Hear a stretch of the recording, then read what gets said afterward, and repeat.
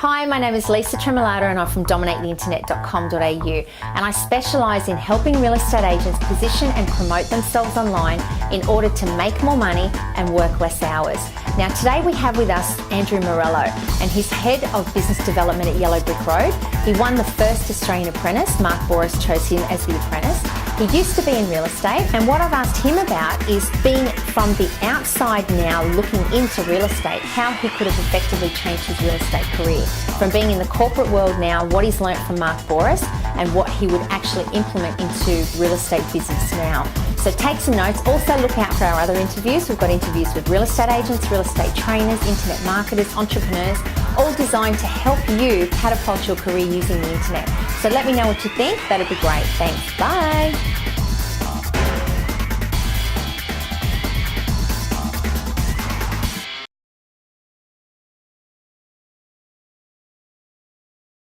What about your personal brand? Yeah. What did you do differently as far as your personal brand goes? Like, did you sort of build that up a lot when you were in real estate? Look, I was pretty good at it, Lisa. So, my advice for people is to work on that ASAP. So, my brother and I, there's a company called Visual Domain, Renice at Visual Domain. She actually helps us out with everything. She does. Ironically enough, she's doing Mark Boris's videos now. So, She traditionally was a real estate videographer company in Melbourne and Sydney. Now they're Melbourne, Sydney, Perth and Brisbane, and she actually used to just do real estate people, but now part of my advice to her was you should move into small business, and we've actually done all of Mark's videos with her too that are on YouTube. So if you go on the Yellow Brick Road YouTube channel, most of those videos are done by her. Her and her team, so she's done them. I had a lot of videos prior, so it's quite ironic, and there's a little archive there. If you sort of type YouTube my name, Andrew Morello, it'll come up with stuff from when I was 18, 19. So there's, I think, one of my first auction competitions on there.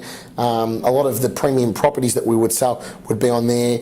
My brother and I would get like an introduction clip that we'd send to people, or a DVD we'd hand out to people very early on. I probably had my first one at 20, another one at 22, another one at 24. So you built up like your personal brand, and also, I guess, your resume. Yeah, that's right. Well, the funny thing was I'd never had a resume before. So I'd never had to go for a job. So I still don't really have a resume. But that was what I used to send people to that, Lisa. So what I would do is I'd go, just jump on YouTube.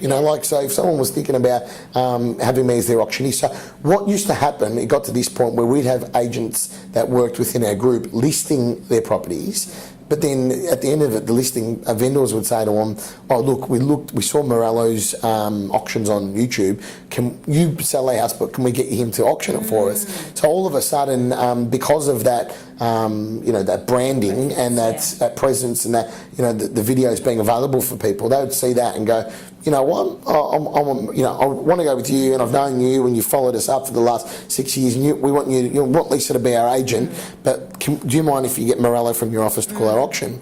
And which was great. It was a real boost to the ego. Not that I needed it, but it was a boost to the ego. It was very nice. It was a major compliment that you're getting recognised, and I've called 1,000 auctions, so off the back of it. So awesome. Okay, so we're in the book together, Real Estate Millionaire. We are.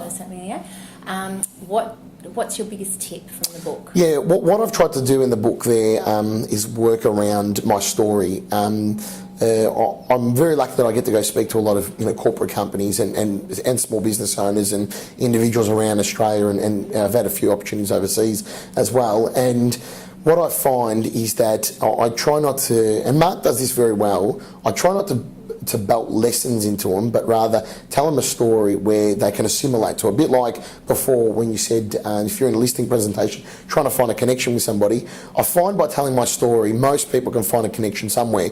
I've probably packed a lot in 26 years. I've probably packed quite a fair bit in, and off the back of that, it means that at some point in my life I was doing something that most people can appreciate, and I think real estate really does prepare you for everything. So a couple of the concepts I talk about through the book, through my section of the book, is act as if, the concept of if you're a sole operator or you're just starting out, doesn't necessarily mean that you're not a top performer yet, and understandably, we don't want you lying to your clients or lying to your potential clients. But importantly, and I tell a lot of sole operators this, I go to them, from now on, I want you to start using we and us. And they turn around. I had a lady once at a conference in front of 1,000 people pull me up on it. She got the mic over. She goes, "Well, that's lying. You know, it's not we or us." And I said to her, you know, I got her to stand up and come out the front. And I said, "Madam, what do you do?" And she says, "I manufacture handmade surfboards and I sell them overseas. They're quite expensive though, so probably between $2,000 and $3,000 a pop. I sell them a lot to a lot of the Asian countries, so a lot of businessmen that like to surf in Asia. That's what I sell them, an authentic Australian surfboard." So fantastic. I said, excuse me.